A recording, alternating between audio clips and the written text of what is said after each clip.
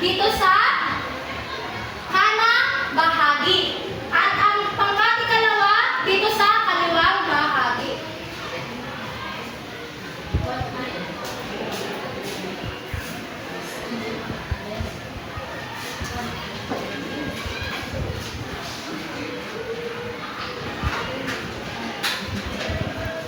Ngayon, ang mechanics ng aktibidad na ito ay ang bawat pangkat ay bibigyan ko ng isang envelope at kartulina.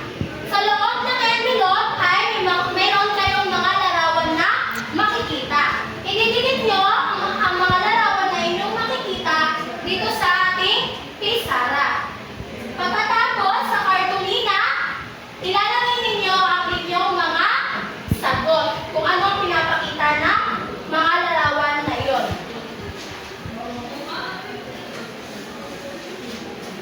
Ito, pangkat ikalawa, pangkat una.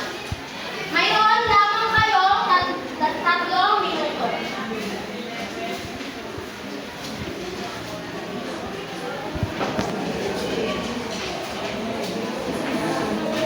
Mayroong mga tape dito sa gilid.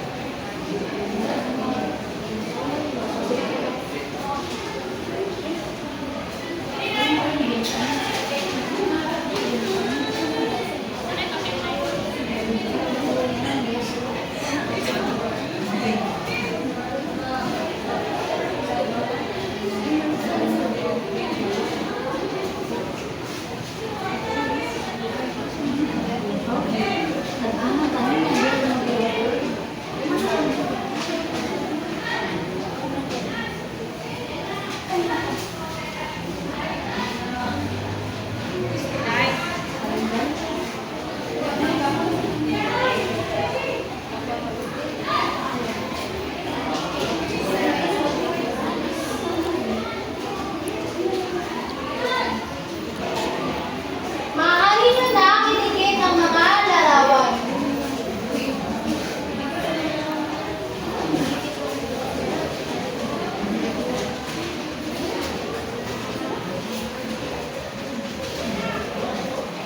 Unang pangkat at pangalawa, dikit na kayo sa mga larawan.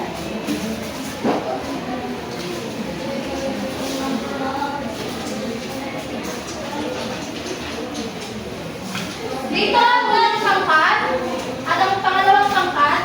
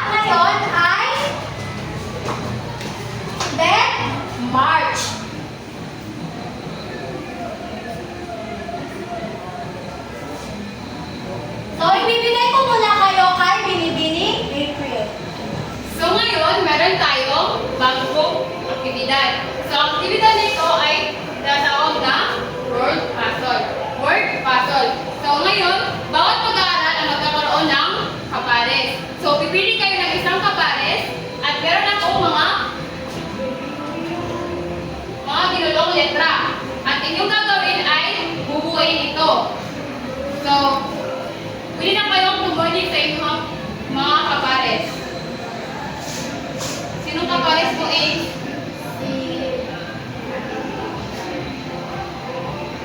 Dani, sinong kapares mo? Kapares mo.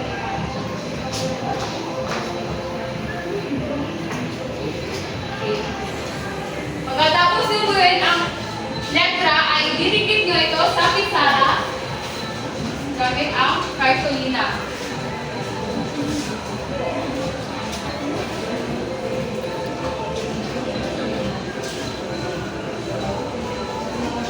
So, bibigyan lang kayo lamang ng 3 minuto.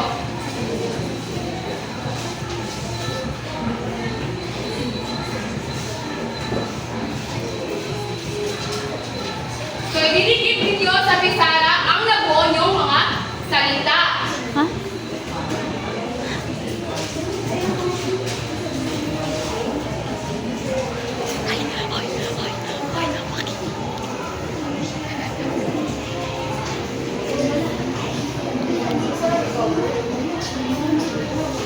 Ito, mister. O, dito nyo ididikit ang inyong sagot.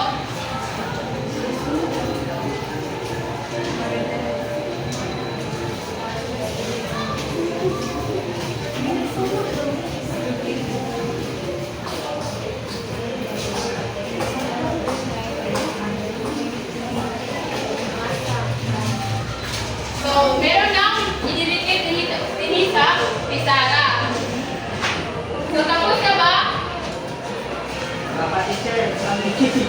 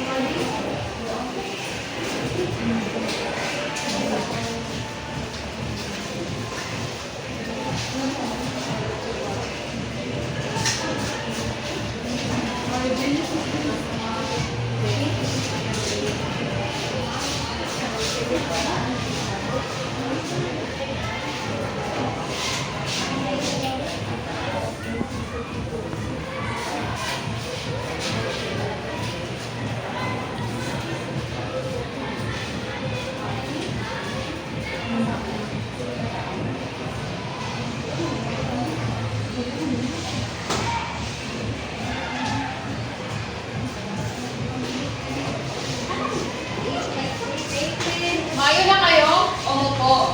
Kapag tapos na kayo,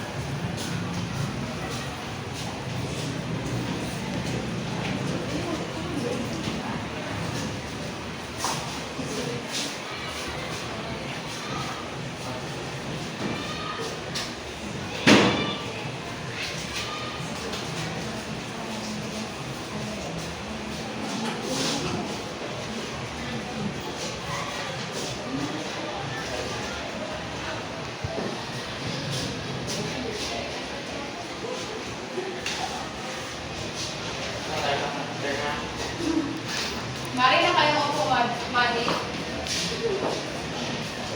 So, sa tingin nyo, may mga kahulugan ba ang mga nabuo yung mga salita? Yes. Opo. Para malaman nyo, ay bibigay ko kayo ni Binibining Gabriela. Hello, Baitang Masigasig. Hello po.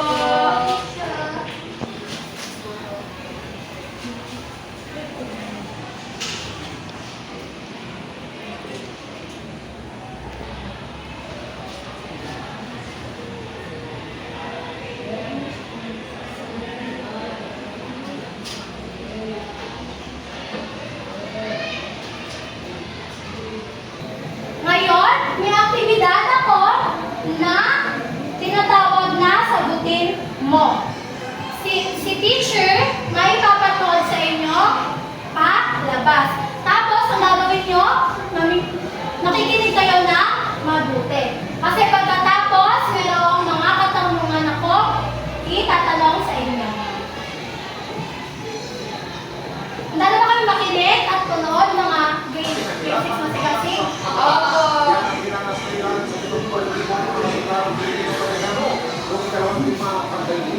Naglakad sila ng kapahaba sa tinawag ng Denmark. Ngunit ay natin ang kanilang sarili sa mayang araw ng pagkakitingan sa pagtutulog ito, ikaroon ng ito. Dalawang araw na tumatakbo si Robert Pinagkat ang kanyang grupo mula Mariveles, Bataan hanggang Kapas Barla bilang paggunita sa Bataan Death March. Mangiyak-ngiyak na si Ronnie nang makarating siya ng Kapas. Pagpupugay namin sa mga veterano. Pasan, hindi ko man parang naluluwa ko kung isipin ko ulit. Talagang yung ano nila, parang hindi dahil sa kanila, walang palya. Yung ano, yun po ang ano ko. Parang dala na sa grupo ng ano ko. Ano po ba? Saka malapit ko ang kilometer na lang po. Tapos ay pagdating namin, wow, parang biglang nawala lahat ko dahil nakarating sa ganung haba ng ano. Binalikan ng kanilang grupo mahigit 100 kilometrong nilakad ng 70,000 Pilipino at Amerikanong prisoners of war noong World War II o mas kilala bilang Death March. Marami ang namatay sa daan sa sobrang pagod, uhaw, gutom at pagmamalapit ng sundalong kapon noon. Pero ang di gaano alam ng marami, ang aktwal na paglalakad sa Death March hanggang Pampanga naman. Sa lumang istasyon ng tren sa San Fernando, Pampanga, bakas pa ang malagim na alaala ng Death March. Dito sa San Fernando Train Station, tumigil ang marcha at pilit na isinakay sa mga masisikip na bagon ng tren ang mga bihag na sundalo. Hindi pa pala tapos ang kanilang kalbaryo.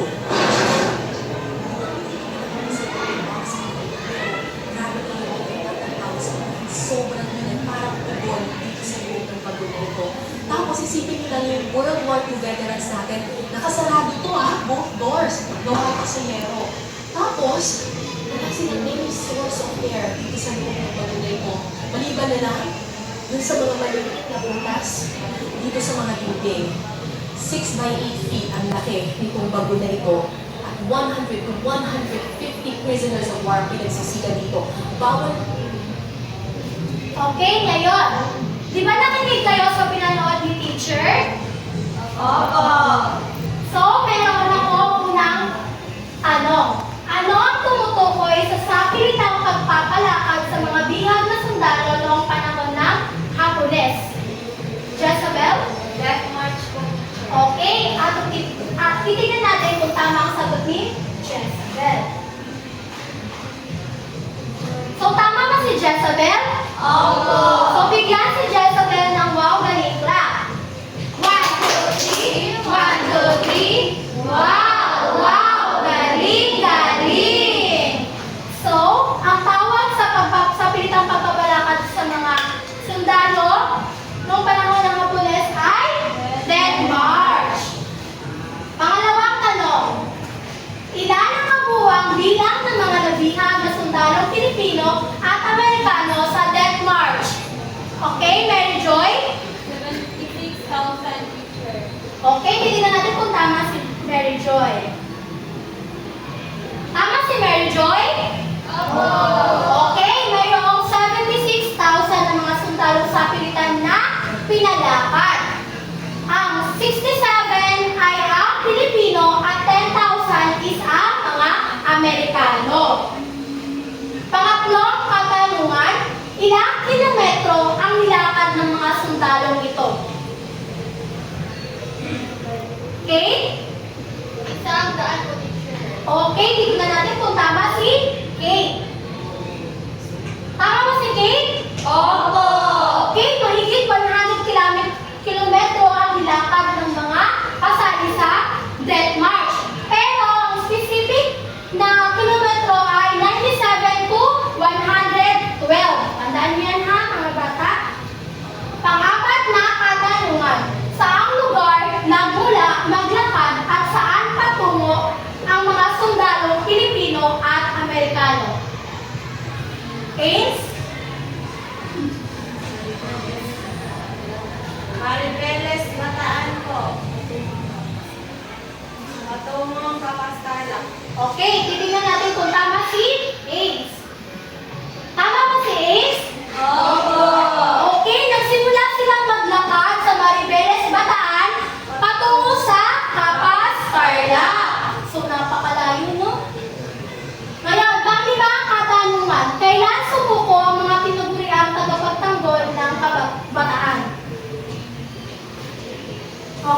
Jezabel?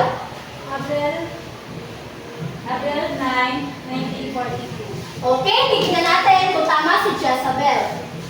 Tama si Jezabel, no? April 9, 1942, sumuko ang mga tagapagtanggol ng bataan or ang mga sundalong Amerikano at Pilipino. Pang-anim, anong tawag sa kampo sila dinala at ibinilanggo? At saang lugar ito? Nakarinig ba kayo na binanggit sa video?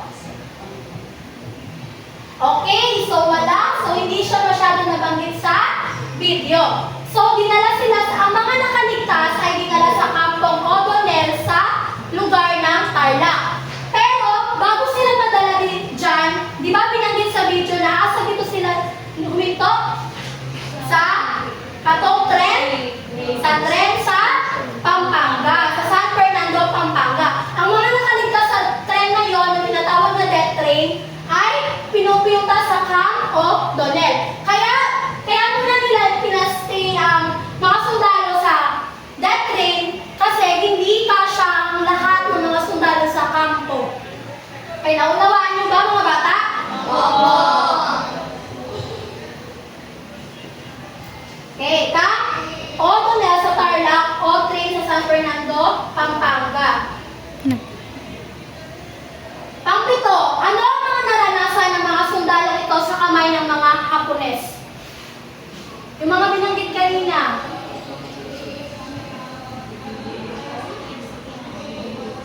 Sige, Jezabel, Tibay. Matinding gutom po. Okay, tama. Ano pa? Tinigutom, uhaw, ano pa?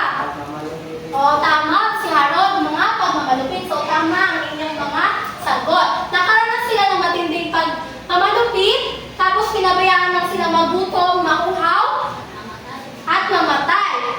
Ang mga humihinto sa paglalakad ng panahon na iyan ay sinasaksak, binabaril, pinapatay ng tuluyan kasi bawal ang magpahinga. Or ang mga ibang sundalo ay sinubukang uminom ng tubig galing sa kanal. Ang mga taong na huli na umiinom ng mga tubig sa kanal ay diretsyo lang pinapatay.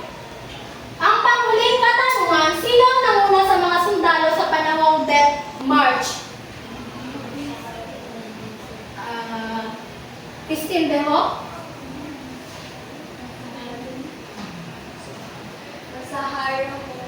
Okay, atong titignan kung tama si Christine. So tama, si General Masahiro Homa ang namumuno ng panahon ng Death March. Naintindihan niyo ba ang mga katanungan at mga pinanood ninyo? Oo! Okay, ngayon ibibigay ko kayo kay Binbining April. Meron ba kayong natutunan sa diskusyon ni Binibining Gabriela? Oo! So ngayon, meron tayong aktibidad. So ang aktibidad na ito ay tinatawag na Raise Your Flag. Meron akong ditong dalawang bandila or flag. So, ang pulang bandila ay kung kan gani siya, kung mali gani siya kay kanang red flag. Kung tama gani ang tanong kay green flag.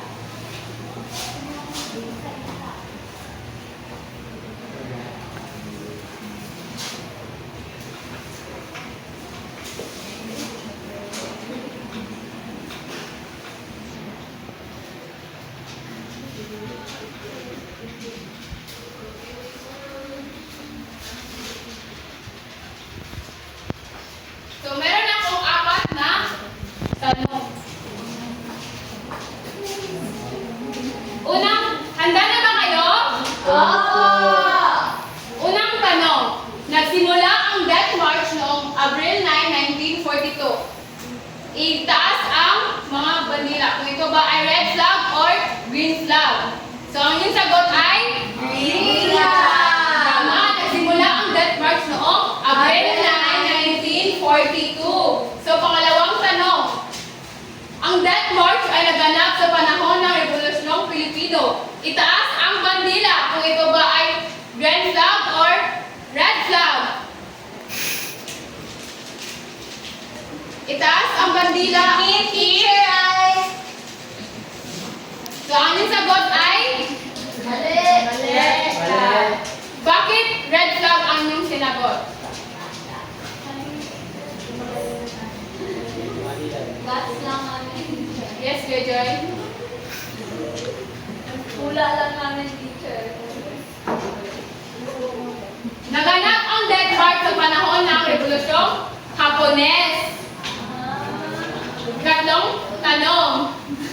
Umabot sa 100 kilometro ang layo ng nilakad ng mga bihag sa death march. Ito ba ay green flag or red flag? Anong Green flag. Bakit ito ay green flag? Kung ito ay tama, umabot sila ng 100 kilometro. Tama. Panghuling tanong. Binigyan ng sapat na pagkain at tubig ang mga bihag habang nasa death march. Itaas ang bandila. Mali, teacher. Red flag. Tama. Bakit? Dahil pinulito sa nagulya nila sa Magaling! Dahil dyan, ibibigay ko kayo ni Pinipining Gabriela. Okay, ngayon, si Teacher Gabriela ay may panibagong aktibidad. Ito ay masusukat ang inyong mga natutuhan sa titig na lakad. Ang panuto, pakibasa. Bawat isa sa inyo ay magsusulat o guguhit ng isang bagay na sa inyong palagay ay sinisimbolo at nagpapakita ng kahulugan ng Death March. At sa ibabaw nito ay bubuo kayo ng isang pangungusap na napapaliwanag kung bakit ito ang inyong napili na simbolo. Okay, ang aktibidad ay tinatawag na memory box. Ano nga ulit ang gagawin? Magsusulat o guguhit ng isang bagay. Bagay na sumisimbolo sa o nagpapakita ng kahulugan na Death March. Okay, bibigyan tayo ni teacher ng papel. Pakikuha, pakitasa ang papel sa ibang mukang kaklase. At pencil. Color pencil. Sino pa ang wala? Ako. Bibigyan ko lamang kayo ng 5 minuto. 5 minuto para gumawa ito, sumulat kung sa tingin ninyo sumisimbolo nagpapakita ng Death March. At pagkatapos, ihuhulog ninyo ang inyong mga iginugit o ang inyong mga papel sa memory box na inihanda ni Teacher Gabriela. At pagkatapos, ay pipili ako ng papel at ang mabubunot ko ng papel ay siyang pupunta dito sa harapan para ipaliwanag o ipakita ang kanyang ginawa. Sa baba ng mga ginuhit o sinulat ninyo ay maglalagay kayo ng isang pangungusap na nagpapaliwanag sa simbolo na inyong ginawa. Naiintindihan niyo ba? Grade 6, si Kasi? Okay.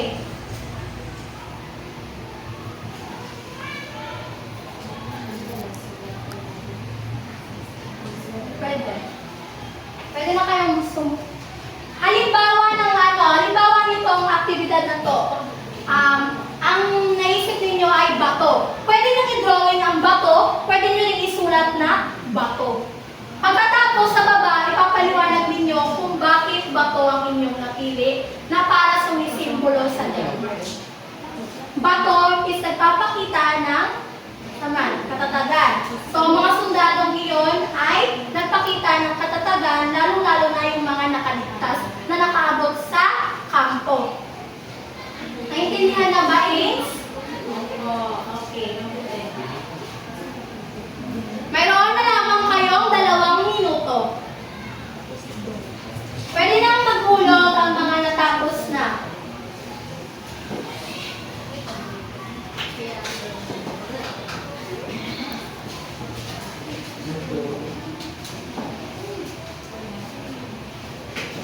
Isa lang pipiliin ni teacher ha.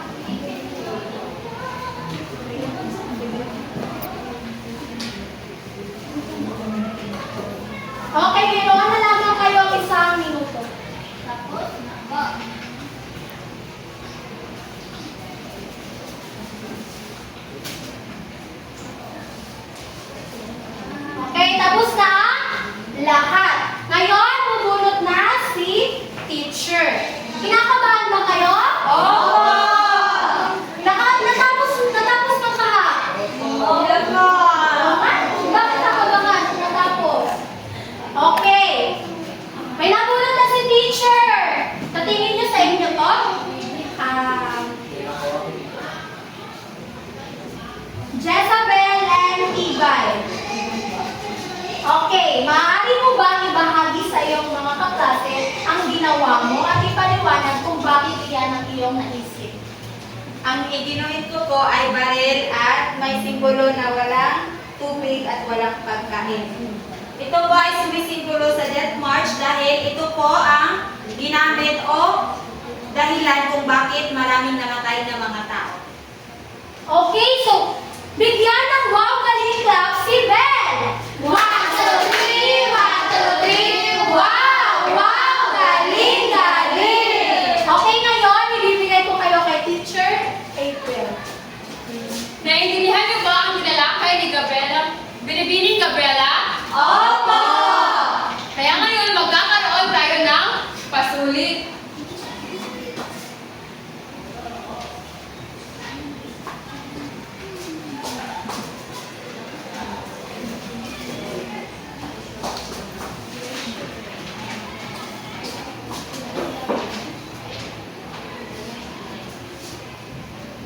So basahin ang panuto.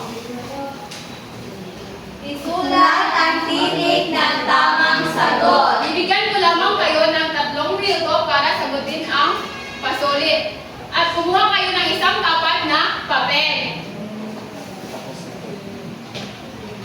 Tapos na ba kayo? Opo! Ating sasagutin ang inyong mga sagot. Unang tanong, ano ang tawag suplitang paglalakad ng mga sundalo mula Bataan patungong Tarlac? Death March! Tama! Kailan ginugunita ang araw ng Kagitingan? Abril 9, 1942, letter D. Pangatlo, sino ang general ng Hapones na pinanagot sa Death March? Letter C. Masaru Uma. Tama! Pang-apat, ilang kilometro ang tinahak ng Death March? Letter C. 87 to 112 kilometers. Tama! Pang-lima, ano ang pangunahing dahilan ng pagkamatay ng maraming bihag? Gutom, uhaw, at karahasan. Magaling! Pang-anim, ang Death March ay nagsisimula sa Cabas, Tarlac at nagtatapos sa Marbeles, Bataan. Ito ba ay tama o mali? Mali! Dahil baliktad, nagsimula sa Marbeles, Bataan, patungo sa Cabas, Tarlac. Pang-pito, ang mga bihag ay binigyan ng sapat na pagkain at tubig habang nagmamarcha. Tama o mali? Mali! Bakit mali? Dahil nilang inuunaw at inuunaw. Tama! Pangwalo, maraming sundalo ang namatay dahil sa sobrang init, gutom at pananakit ng mga Hapones. Tama or mali? Tama! Pangsyam, si General Masaharu Huma ay hinatulan ng kamatayan dahil sa war crimes. Ito ba ay tama or mali? Mali!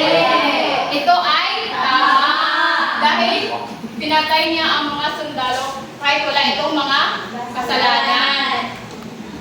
10. Ginuginita natin ang araw ng Kagitingan upang parangalan ang bayaning lumaban noong digmaan. Ito ba ay tama or mali? Tama! Tama, ito ay tama. Dahil ang Death March, ito ay tinaguri ang araw ng Kagitingan dahil sa pakikipaglaban ng mga sundalo noong sa panahon ng mga Hapones. So ngayon, ibibigay ko kayo kay Binibining Gabriela. Okay, ngayon, so may naunawaan naman na talaga kami sa ating talakay patungkol sa Death March. Magbibigay ako ng tatlong aralin. Pakikuha ang inyong assignment notebook. Pakibasa ang inyong tatlong aralin. Sumulat ng isang maikling sanaysay na nagsasaad ng iyong personal na pananaw at damdamin tungkol sa mga sumusunod. Paano mo naisip na nakatulong ang Bataan Death March sa pagpapalaya ng Pilipinas? Bilang isang kabataan, paano mo pinapahalagahan ang sakripisyo ng mga sundalong lumahok sa Death March? Okay,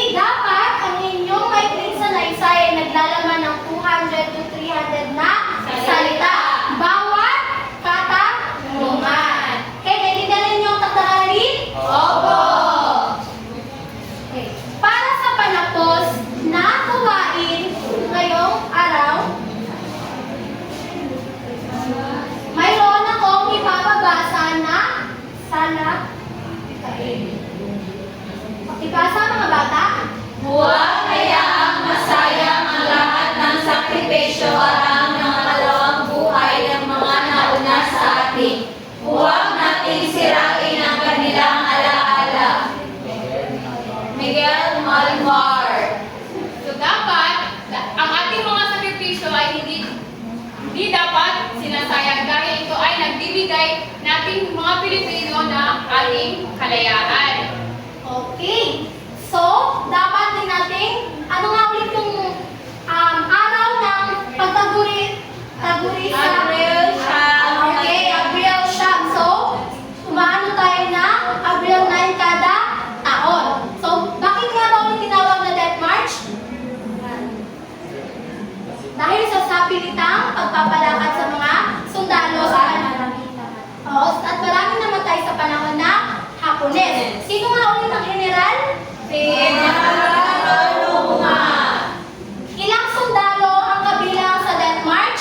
76,000. Ilan ang Amerikano? 10,000. Pilipino? 67,000. At saan nagsimula ang ruta ng kanilang paglalakad sa mga sundalo?